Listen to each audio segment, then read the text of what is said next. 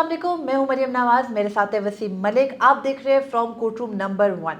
आज मुल्क में 4 अक्टूबर 2024 को गैर मामूली हालात हैं, गैर यकीनी किसी सूरत हाल है। उसकी वजह यह है कि पाकिस्तान तहरीक-ए-इंसाफ ने इस्लामाबाद के डी चौक में एहतजाजी मुजाहिरे की कॉल दे रखी थी, लेकिन हमने देखा कि इस्लामाबाद को उनके एहतजाजी मुजाहिरे से 2 रोज़ कबल ही कंटेनराबाद में तब्दील कर दिया गया। भारी नफरी तैनात है और अब इस्लामाबाद में फ़ौज भी तलब कर ली है वफाकी हुकूमत ने। आज रात से फ़ौज तैनात हो जाएगी, लेकिन हम दिन भर अपने इदारों के लिए मीडिया चैनल्स के लिए रिपोर्ट करते रहे, फील्ड में रहे, और जो सूरत हाल हमने इस्लामाबाद में देखी वो हम आंखों देखा मंजर आपके सामने रखेंगे। और उसके अलावा केपी से आने वाला काफिला जो कि वज़ीर आला केपी अली अमीन गंडापुर की सरबराही में आ रहा है, ट्रेवल कर रहा है, उसकी सूरत हाल से भी वसीम हम आगाह करेंगे नाजरीन को, और ये भी बताएंगे कि अगली हिकमत अमली क्या है जो केपी से काफिला आ रहा है उसकी। तो इस वक्त मुझे बताइएगा कि जब हम ये वीडियो रिकॉर्ड करें तकरीबन 8:30 का टाइम हो रहा है, तो क्या सिचुएशन है जो केपी से आने वाला काफिला है उसकी, वसीम उनकी हिकमत अमली क्या है? क्या आज रात ही इस्लामाबाद में दाखिला होगा क्योंकि जगह जगह खंदकें भी खोदी गई है, या फिर कल सुबह तक भी ये मामला जा सकता है? अच्छा, हम इस्लामाबाद की जो सूरत हाल है उस हवाले से तो बताएंगे अपने ऑडियंस को, मगर इस वक्त जब हम वीडियो रिकॉर्ड कर रहे हैं, आपने दुरुस्त फरमाया 8:37 का ये वक्त हो रखा है, और मैंने कोशिश की कि इस वक्त हमें पता चले एक्चुअल सूरत हाल क्या है अली अमीन गंडापुर की सरबराही में जो खैबर पख्तूनख्वा से काफ़िला आ रहा है, क्योंकि पाकिस्तान तहरीक इंसाफ का पूरा जो इन्हसार है वो उस काफ़िले पर है। यहाँ इस्लामाबाद में सारा दिन आल्दो के जो पुलिस और जो PTI के कारकुनान हैं उनके दरमियान टसल चलती रही, एक जानब से पथराव, दूसरी जानब से शैलिंग, ये सब कुछ होता रहा, मगर वो 300 से 400 के करीब जो कारकुनान थे वो मौजूद थे। अब जब वहाँ से कुछ फील्ड में हमारे रिपोर्टर्स दोस्त जो हैं वो मौजूद हैं, 3 का एक यूट्यूब चैनल है, उसमें हमारे 3 जो दोस्त हैं वो इस सूरत हाल को उस काफ़िले के समेत कवर कर रहे हैं। तो मेरी अब से चंद मिनट कबल ही ये उनसे बात हुई है, तो वहाँ से हमने कुछ तफसीलात जो हैं वो लेने की कोशिश की है। पता ये चला है कि जो काफ़िला है अली अमीन गंडापुर की सरबराही में वो जनाब पंजाब की जो हदूद है उसमें दाखिल हो चुका है। 5:30 के लगभग का ये वक्त था जब बुरहान इंटरचेंज, पहला ये वो मुकाम था जहाँ पर एक खंदक खोदी गई थी, जहाँ पर शैलिंग का उनको सामना करना पड़ा। तो वो उन्होंने जो मकाम था खंदक भरी, शैलिंग का सामना करते हुए 5:30 के लगभग वो अबूर किया।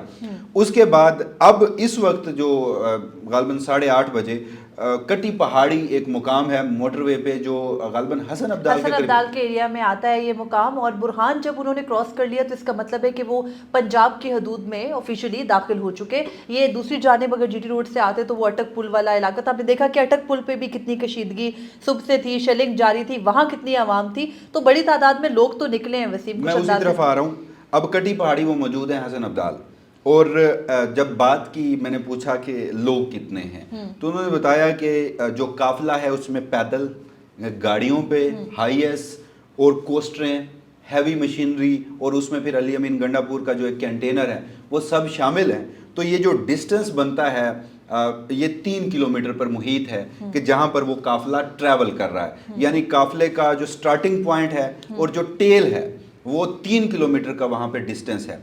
और एक असेसमेंट है ग्राउंड पे मौजूद जो रिपोर्टर्स हैं उनकी कि ये गालबन कोई 13 से 18 हज़ार के करीब लोग हैं जो इस वक्त मौजूद हैं। और फिर अब सवाल ये था कि वो इस्लामाबाद पहुंचेंगे कब, और इस्लामाबाद पहुंचेंगे भी या नहीं पहुंचेंगे। जब हमने देखा ये जो कटी पहाड़ी हसन अब्दाल का मुकाम है, यहाँ से इस्लामाबाद अगर मामूल की ट्रैफिक हो, आप जब मामूल का सफ़र करते हैं तो 1 से 1.5 घंटा लगता है, मगर अभी इन्हें मुख्तलिफ मुकामात पर 1 से भी कम घंटा लगता है, कम घंटे का सफ़र है ये वसीम यूजुअली, लेकिन जिस तरह से ये आ रहे हैं उसमें मुमकिन है पूरा दिन भी लग जाए, पूरा दिन भी लग सकता है। और फिर इसमें मुख्तलिफ मुकामात पर इन्हें आगे आकर इवन के इस्लामाबाद डी चौक तक भी पता नहीं कितनी लेयर्स होंगी, कंटेनर्स की, खंदकें खोदी गई होंगी, शैलिंग का सामना होगा, मगर इनकी जो हैवी मशीनरी है ये इन्होंने आगे रखी हुई है काफ़िले के, اور وہ جو ہے وہ راستہ کھولتی جاتی ہے اور لوگ جو ہیں وہ بھی شفل ہو رہے ہیں، مطلب باقاعدہ جیسے کوئی ان کو اس ساری سچویشن کا ادراک تھا، جیسے تیاری سے نکلے ہیں، کافی پلاننگ کیونکہ ہوئی جب ہے۔ سامنے سے شیلنگ ہو رہی ہے تو بتایا یہ جا رہا ہے کہ جو لوگ فرنٹ پہ اس شیلنگ کا مقابلہ کر رہے ہیں تو پھر جب وہ تھک ہار جاتے ہیں تو وہ تھوڑا سا سانس لینے کے لیے ٹیل اینڈ پہ آ جاتے ہیں، ٹیل اینڈ سے جو لوگ موجود ہیں وہ فرنٹ پہ چلے جاتے ہیں۔ اطلاعات یہ ہیں ممکنہ طور پر کہ یہ جو قافلہ ہے یہ سٹے کرے گا حسن ابدال کے ارد گرد کسی ایریا میں، کیونکہ آج اسلام آباد پہنچنا ممکن دکھائی نہیں دے رہا۔ اور یہ بھی اطلاع آئی تھی کہ علی امین گنڈا پور کا یہ موقف ہے کہ اگر رات کے وقت وہ اسلام آباد پہنچنے کی کوشش کرتے ہیں تو رات میں جہاں پر تیاری ہے باقاعدہ طور پر ان کو روکنے کی، ابھی کی اطلاع ہے کہ 26 نمبر چورنگی پر قیدی وینیں بھی پہنچا دی گئی ہیں، اضافی نفری بھی پہنچا دی گئی ہے، اور وہاں پر اس طرح کی سچویشن بنا دی گئی ہے کہ کسی صورت اسلام آباد میں ان کو انٹر نہیں ہونے دیا جائے گا، اور علی امین گنڈا پور کی گرفتاری کے وارنٹ بھی ہم نے دیکھا جاری ہوئے ہیں دن سے، تو وہ بھی گرفتار ہو سکتے ہیں۔ تو ایسی سچویشن سے نمٹنے کے لیے علی امین گنڈا پور کا موقف یہ ہے، جس میں انہوں نے اپنی پارٹی قیادت سے بھی مشاورت کی ہے کہ رات کے اوقات میں ہم اگر گئے تو اس سچویشن میں اس بات کو حکومت جو ہے وہ مینیپولیٹ کر سکتی ہے، کچھ اس قسم کی سچویشن کریٹ کر سکتے ہیں، ظاہر رات کا اندھیرا ہے، کسی کو کیا معلوم، لوگ منتشر ہو سکتے ہیں۔ تو بہتر حکمت عملی انہوں نے یہ کہا کہ ان کی دانست میں علی امین گنڈا پور کی یہ ہے کہ وہ رکیں رات ادھر ہی جہاں پر وہ اس وقت ہیں، اور اسلام آباد کی جانب کل صبح آیا جائے۔ اور ویسے بھی سچویشن وسیم یہی پہلے ڈسکس ہو رہا تھا کہ 2 دن لگے 3 لگیں، اسلام آباد آنے میں کوئی جلدی نہیں کی جائے گی، آنا اصل ان کا ہدف ہے کہ پہنچنا ہے۔ اور اطلاعات یہ بھی ہیں کہ سارا دن سے آج کوششیں تو ہیں، جہاں ایک طرف انہیں روکا جا رہا ہے، جہاں ایک طرف پوری ریاست کی جو بربریت ہے، ایک پیسفل پروٹیسٹ جو تھا پاکستان تحریک انصاف کا، وہ اگر ڈی چوک آنا چاہتا تھا تو اس کو اس سارے معاملے میں جو انتشار پیدا ہو رہا، تو وہیں دوسری طرف یہ بھی انگیجمنٹ کی گئی، کوششیں کی گئیں کہ یہ احتجاج جو ہے وہ مؤخر کر دیا جائے۔ بہرحال ابھی تک کی جو اسٹریٹجی ہے، ابھی تک کی جو اطلاعات ہیں، علی امین گنڈا پور ہوں یا پھر پاکستان تحریک انصاف ہو، وہ ہر صورت پہنچے گی ڈی چوک۔ اب آ جاتے ہیں یہاں وفاقی دارالحکومت اسلام آباد کی۔ جس لمحے ہم یہ ویڈیو ریکارڈ کر رہے ہیں، یہاں ہم سے چند کلومیٹر، غالباً 1 سے 1.5 کلومیٹر کا فاصلہ ہے، ڈی چوک کا مقام اس وقت پاکستان تحریک انصاف کے کارکنان موجود ہیں، 300 سے 400 کے قریب کارکنان ہیں۔ دوپہر کے بعد کر رہے ہیں میں کچھ جو نام ہے پاکستان تحریک انصاف کے قیادت کے وہ میں آپ کو بتا دیتا ہوں۔ شوکت بسرا صاحب ہیں، عامر مغل صاحب ہیں، نعیم حیدر پنجوتا صاحب ہیں، لطاسب ستی صاحب ہیں مری سے، اور عالیہ حمزہ صاحبہ ہیں۔ یہ اس وقت ڈی چوک میں پہنچ چکے ہیں اور کارکنان 300 سے 400 کے قریب ہیں۔ شیلنگ شدید ہو رہی ہے، اور یہ جو شیلنگ ہے یہ ہم نے دیکھا کہ 3 سے 4 بجے سے آنورڈ شروع ہوئی اور ڈی چوک میں میدان جنگ بنا۔ ڈی چوک میں وسیمہ بھی کچھ دیر پہلے ہم ہو کر آئے، ڈی چوک میں ایف سی ایسے تعینات ہے یا پولیس کے دستے ایسے تعینات ہیں جیسے کوئی جنگ شروع ہونے والی ہو، اور ڈی چوک ہی کے مقام پہ اب سے تقریباً 10-15 منٹ پہلے وہاں اس طرح کی شیلنگ کی گئی، شہری موجود تھے، چھوٹے چھوٹے بچے مظاہرے میں، اور وہ بھی شیلنگ کی وجہ سے بدحال ہوئے ہیں، کیونکہ جس قسم کے شیل مارے جاتے ہیں وہ ایکسپائرڈ شیل ہوتے ہیں، اور ان سے جو وہاں موجود، اگر آپ نے کبھی شیلنگ کا ایکسپیرینس کیا ہو تو آنکھیں چوک ہو جاتی ہیں، گلا بالکل چوک ہو جاتا ہے، آپ کی جلد پہ ایسے لگتا ہے جیسے آپ کو جلن شروع ہو گئی اور وہ ختم نہیں ہوگی، تو آپ اس لمحے موجود میں بالکل چوک ہو جاتے ہیں۔ جب پہلی مرتبہ ایسا ہوا کہ عامر مغل صاحب اور شوکت بسرا صاحب جن ان 300 سے 400 کے کارکنان کی قیادت کر رہے تھے، تو وہ یہ 7th ایونیو سے جب ہم جناح ایونیو کا راستہ لیتے ہوئے ڈی چوک کی طرف جاتے ہیں تو وہ ڈی چوک کے مقام پر جو پریڈ گراؤنڈ میٹرو اسٹیشن آتا ہے وہاں تک پہنچے، پھر شیلنگ شروع کی گئی تو جو لوگ ہیں انہیں پیچھے دھکیل دیا گیا تھا، اور اس مقام پر یہ جو اگر ہم ایگزیکٹلی لوکیشن بتائیں جو لوگ اسلام آباد کو جانتے ہیں، یہ G6 اور F6 کے درمیان پولی کلینک ہسپتال اور وہاں ایک چائنا چوک کا مقام ہے، تو وہاں پر تقریباً 2 سے 2.5 گھنٹے یہ کشیدگی رہی، پتھراؤ بھی کیا جاتا رہا پی ٹی آئی کارکنان کی جانب سے، دوسری جانب شیلنگ بھی کی جاتی رہی، مگر اس لمحے صورتحال یہ ہے کہ پی ٹی آئی کے کارکنان دوبارہ سے ڈی چوک پہنچ چکے ہیں۔ ڈی چوک تھوڑا سا دور ہے، تھوڑا سا آگے، آدھا کلومیٹر آگے، اور جس وقت کی وسیم بات کرے شام مغرب کے اراؤنڈ میں وقت تھا جب شیلنگ ہو رہی تھی پولی کلینک کے قریب، تو پولی کلینک اسپتال ہے، اسلام آباد کے 3 سرکاری اسپتال ہیں، ان میں سے ایک اسپتال ہے، اور یہ بھی بتایا جا رہا ہے کہ اتنی شدید شیلنگ تھی کہ اندر موجود جو مریض تھے ان کے بھی بہت زیادہ حالت خراب ہوئی، شیلنگ کی की वजह से, क्योंकि इस्लामाबाद में जब भी शेलिंग होती है, हमने तो जितना भी अरसा देखे, क्योंकि इस्लामाबाद इतना बड़ा नहीं है, तो आप पूरे इस्लामाबाद में उसका धुआं और उसके असरात महसूस कर सकते हैं इस वक्त भी। और सिर्फ वो हस्पताल, आपने बड़ा अच्छा हाईलाइट किया इस नुक्ते को, मगर सिर्फ हस्पताल ही नहीं, ये एक पूरा रिहायशी इलाका बिल्कुल है। रिहायशी इलाका और G6 का सेक्टर हो, G7 हो, F6 हो, F7 हो, तो वहाँ पर शेलिंग के असरात जो हैं वो कई किलोमीटर दूर तक महसूस भी किए जा रहे हैं, और यही सूरत हाल हमने पिंडी में देखी थी। अब क्विकली मैं आ जाता हूँ, आज कहाँ कहाँ इस्लामाबाद में ये झड़पें हुई, ये एहतजाज हुआ। फैज़ाबाद के मुकाम पर, पिंडी में शमसाबाद के मुकाम पर, डी चौक हम डिस्कस कर चुके, जिना एवेन्यू के मुख्तलिफ हिस्से वहाँ पर ये झड़पें होती रहीं। उसके अलावा ये जो चाइना चौक एग्जैक्टली वो पोली क्लिनिक वाला एरिया है, वहाँ पर 26 नंबर के मुकाम पर भी शेलिंग की गई, पीटीआई के कारकुनान निकले। एक्सप्रेस वे पर पाकिस्तान तहरीक इंसाफ के जो कारकुनान हैं वो निकले, उनके ऊपर बदतरीन शेलिंग की गई।